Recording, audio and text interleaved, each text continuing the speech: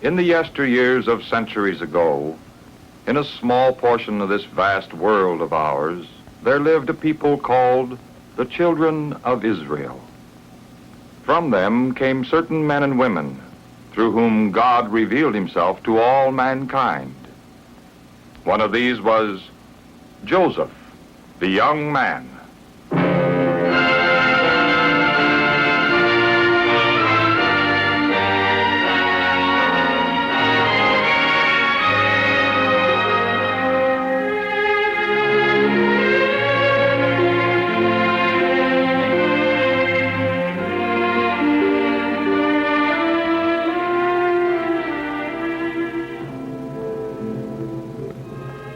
Almost 4,000 years ago, there lived in the land of Canaan a man with great wealth and many sons.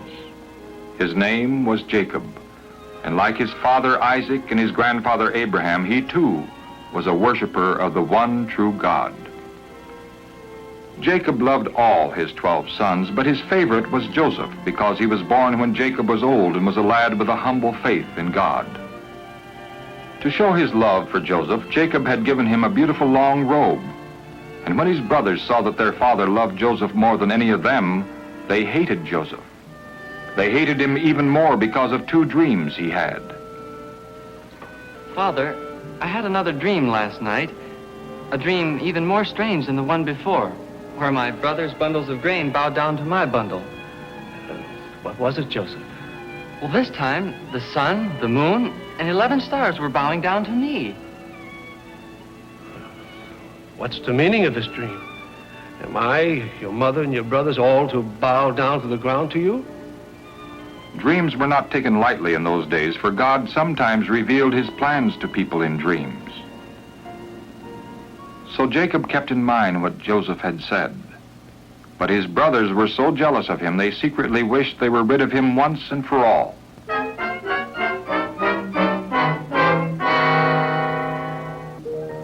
After some time, Jacob sent Joseph to the pasture land of Dothan, where the older brothers had taken Jacob's flocks of sheep to graze. Eager to see his brothers, Joseph made the long journey from Hebron, looking forward to some happy greetings from them. But when the brothers saw him coming, they began to plot against him. Look, here comes the dreamer. Let's kill him and throw him into one of the pits. Then we can say that a wild animal has killed him. And we'll see what becomes of his dreams. No, don't kill him. Throw him into this empty pit. Leave him here in the wilderness, but do not kill him. Reuben planned to rescue him later and send him back to his father. So thanks to his oldest brother Reuben, Joseph's life was spared. When Joseph came to them, they jumped on him and tore off the long robe he was wearing. Ignoring his cries of protest and his struggling, they forcefully dragged him and finally let him down into the empty pit. Then they made ready to sit down and eat, paying no attention to Joseph's pleas for mercy.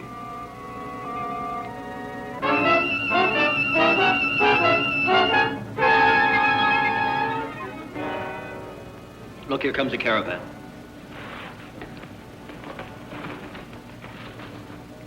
That's a caravan of Ishmaelite traders. Probably from Gilead on their way to Egypt. What's there for us to gain if we kill Joseph? Let's sell him to the Ishmaelites. That's a good idea, Very fine.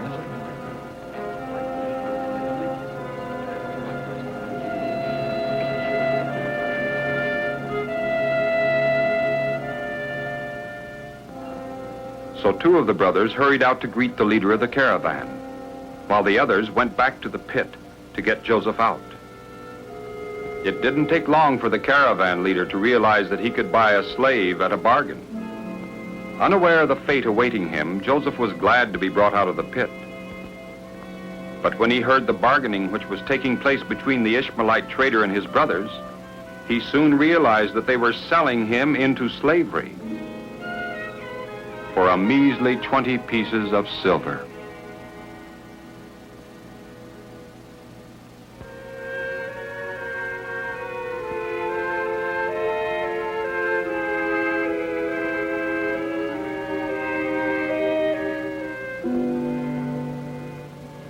torn from his father's home and sold as a slave by his brothers, Joseph was left with but one hope and comfort: God, in whom he trusted. And Joseph's brothers dipped his robe in goat's blood and brought it to their father, saying, "We found this. See whether it is Joseph's robe or not." It is Joseph's robe.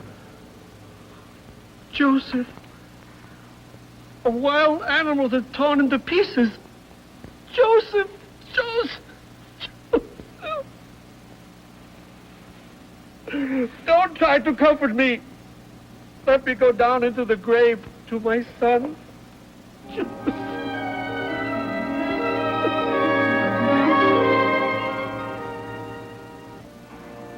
But as in the past, so also in slavery, God was with Joseph. He was sold to a kind and wealthy Egyptian named Potiphar, who was an officer of Pharaoh, the ruler of Egypt.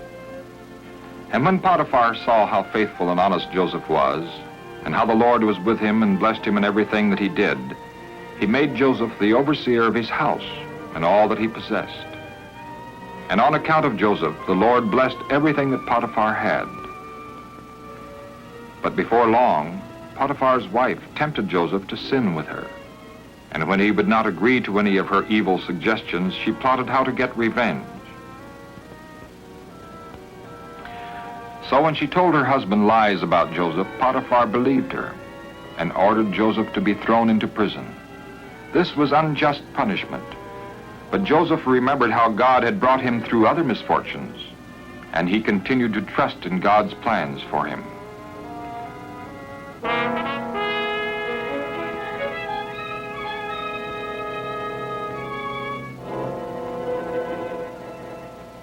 Also in prison, the Lord was with Joseph. Soon the prison keeper put Joseph in charge of all the other prisoners. After some time, Joseph became acquainted with the king's butler, who had been in charge of Pharaoh's wines, and also the king's baker, both of whom had greatly angered Pharaoh and had been thrown into prison. Why do you look so gloomy today? We have had strange dreams. And there's no one to tell us what they mean. Isn't God the only one who can tell us what they mean? But why don't you tell me what you dreamed? In my dream, I saw a grapevine, and the vine had 3 branches. As soon as the vine budded, the clusters ripened into grapes. And Pharaoh's cup was in my hand. And I took the grapes and pressed the juice into his cup, and put the cup in Pharaoh's hand. This is what it means. The 3 branches mean 3 days. Within 3 days, Pharaoh will restore you to your office, and you will give Pharaoh his cup as you used to do when you were his butler. But remember me when you're with Pharaoh again. Be kind and mention me to him, and get me out of this prison. For I was stolen out of the land of the Hebrews, and here too I have done nothing to deserve to be put into this dungeon. When the baker saw that the meaning of the butler's dream had been a good one, he said to Joseph, "I also had a dream." Then the baker told his dream, but this time the meaning was not a good one. In 3 days' time, Joseph said to the baker, "You will be put to death."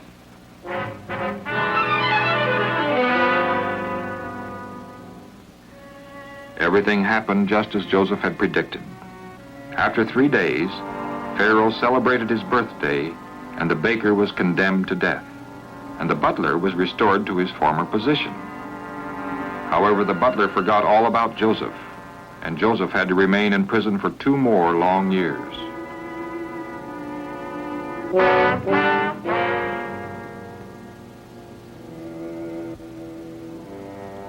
Then one day, Pharaoh, the ruler of Egypt, was greatly troubled.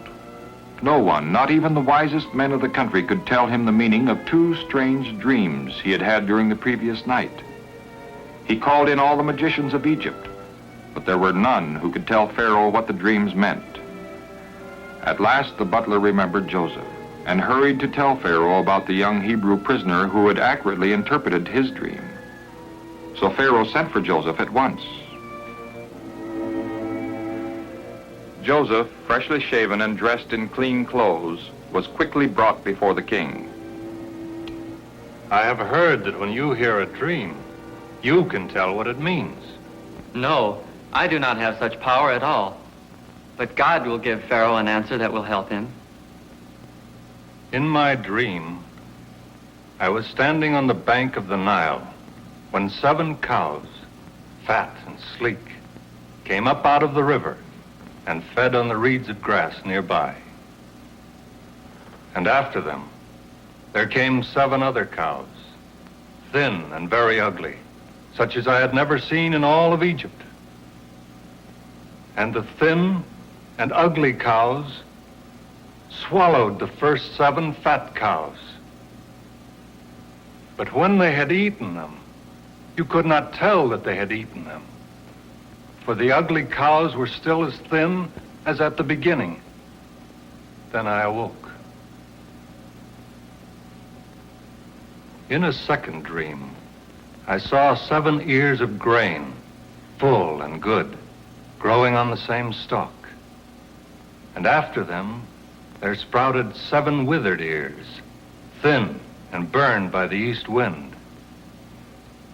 And the thin ears swallowed the 7 good ears. I told my dreams to the magicians, but no one could tell me what they mean. Pharaoh's dreams mean only one thing. God has revealed to Pharaoh what he is about to do. The 7 good cows are 7 years, and the 7 good ears are 7 years. You see that the 2 dreams have the same meaning. The 7 lean and ugly cows and the 7 empty ears mean 7 bad years, 7 years of famine. It is as I told Pharaoh. God has shown Pharaoh what he is about to do. There will come 7 years of great plenty throughout all the land of Egypt. Then 7 years of famine will consume the land. And that famine will be so severe that people will not remember all the food there had been in Egypt. The fact that Pharaoh has had 2 dreams shows that God has fully decided to do this, and that he will do it soon.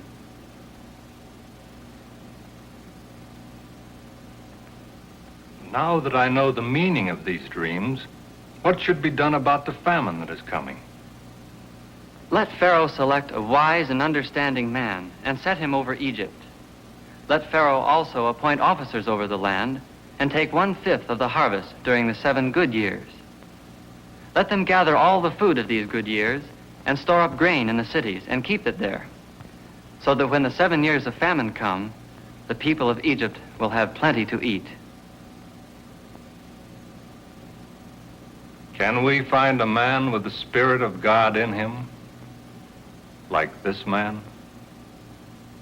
Since God has shown you all this, there is no one so wise and understanding as you are. You will be in charge of my palace, and all of my people shall do as you command. Only as regards the throne will I be greater than you.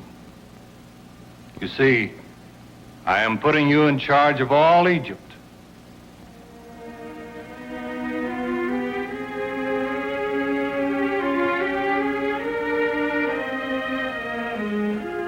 So at last God's purpose in bringing Joseph down into Egypt was becoming clear. Overnight, this God-fearing young man had risen from prisoner to prime minister, from slave to second in command of all Egypt. And now he began to see how God had chosen him to save many people from death by starvation, perhaps also his own people. And God had an even greater purpose than bringing Joseph to a position of leadership in Egypt. He was preparing for himself a people from whom the Messiah was to come.